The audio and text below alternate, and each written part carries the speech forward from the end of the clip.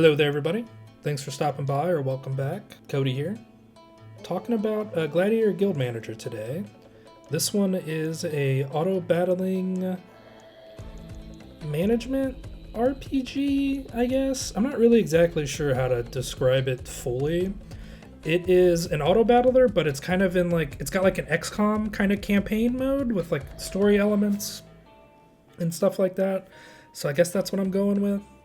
I did get the key from the devs in keymailer, just to get that out of the way. So thank y'all for watching, and thanks to the devs in keymailer for the key. And I'm doing the intro a little different, or the whole video is going to be different. I'm going to just voice over some B-roll, basically my impressions, review, thoughts of the game. So let me know what y'all think of that. So my thoughts on the game are, it's good, but it's not for me. It is a lot more in the TFT style auto-battler, and I'm more of like a Hearthstone Battlegrounds storybook brawl kind of enjoyer, where it's like kind of more card based, and it's less about like units moving around on the board and all that stuff. So that's like the quick review, I guess, to get that out of the way. But let's break it down a little bit. So there's a campaign mode. So let's talk about what happens in that mode. So there are 12 arenas. You get a fight at one each month, and if you beat one, you unlock the next one. I got to Arena 10 before I encountered a huge bug. I was recording and my software crashed, or the game crashed. I'm not sure exactly which happened first, but the game got soft locked, reloaded it, and I lost all of, like, the whole file was just gone, which super mega sucked. I wanted to finish the campaign and then kind of talk about everything, but it took me like 6 hours to get there, and I didn't like the game enough to want to go through all that. So yeah, you get different gladiators. You have like a starting 3 that you can either randomize. There's a base starting 3, or you can pick what you want to start with, and then throughout the campaign you can build. It seemed like it was random because the gladiator halls that I unlocked were different than my first round of playthrough. And you can build the halls, and then if you build that gladiator hall, then you can recruit gladiators. You can upgrade those halls so that they gain experience faster. I believe that's the only bonus you get from upgrading those. And then there's some like generic like camp stuff you can upgrade. So you can upgrade your inventory slots for gladiators and items. There's a like how quickly your gladiators revive if you play without permadeath on. You can get a thing that lets you change the stats on anybody, which is super cool. And then I feel like I'm forgetting something, but those are the main ones. You get one that lets you upgrade items, but you can only upgrade certain items, and it's very few, and I don't know if it's worth it. I didn't really play with that all that much because those items you couldn't upgrade the items that gave your characters stats. It was stuff that like changed how they played. So like you could upgrade something that, it makes your projectile attacks inflict fire, ice, and stuff like that. You can upgrade those items only, and I think it just upgraded how much damage it dealt, because it doesn't tell you what the chances that the attack does it, or it does it every time. It was a little weird. I didn't play around with that mechanic that much. The main one you're going to use is just resetting stats. Because this is one thing I didn't like about the game. For the longer campaign-based games like this, a la like XCOM or Fire Emblem and stuff like that, part of the fun for me is like getting a character and then like making them into a character that I like. And you just don't get to do that much because it's very hard to get experience in this from when I played. I had like an archer that I got very early, and I was like, oh, I love archery. This will be, and they were doing a bunch of damage early, and I was like, okay, I'm going to make this the best archer I can. They're going to be my guild leader. And then eventually I got like this like wolf animal creature, and I was like, ooh, I like this guy too. He's a good combo with the archer. They can mess up like backline stuff pretty easily. So those were like the main 2 I always use.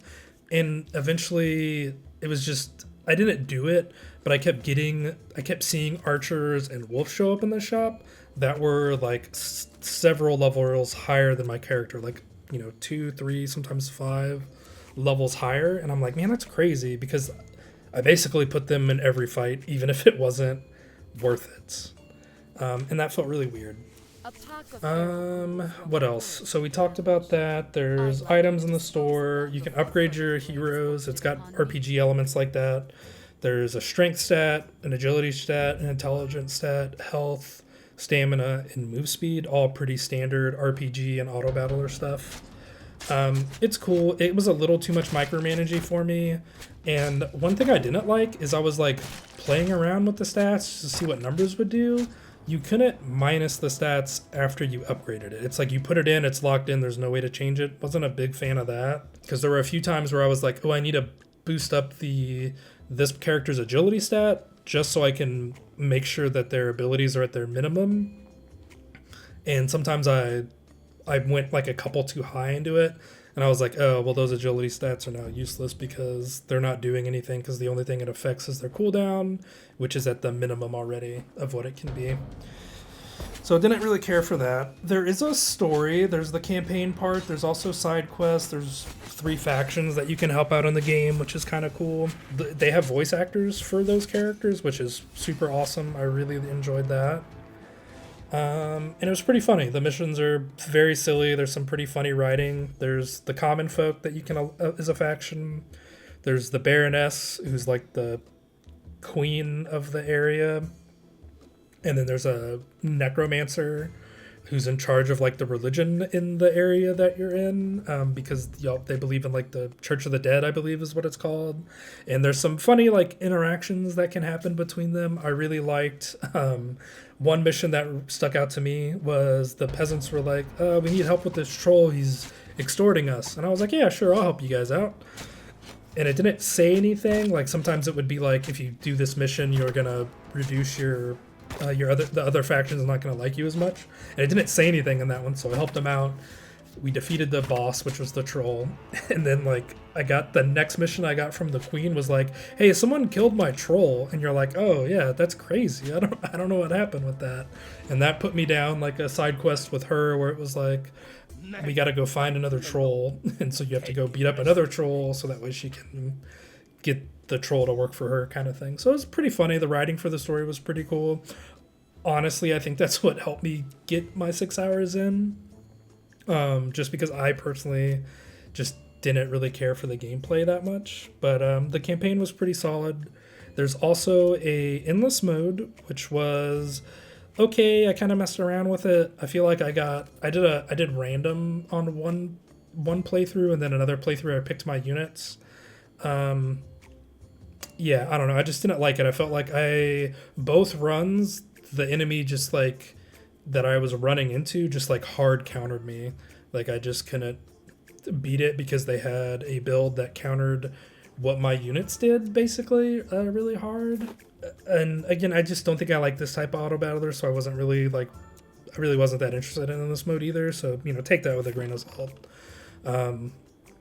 But yeah, overall, closing thoughts on the game, not a bad game. It's just not for me because it's got too much micromanagement. If you don't mind that and you like that kind of auto battler, I think it's a good game and you would probably like it. Thanks for watching. Like and subscribe, all that YouTube stuff. Let me know what y'all think of this new format. The video's a lot shorter than normal. So yeah, thanks for watching. I really appreciate it, and I hope to catch you in the next one. Thanks for the support, Dr.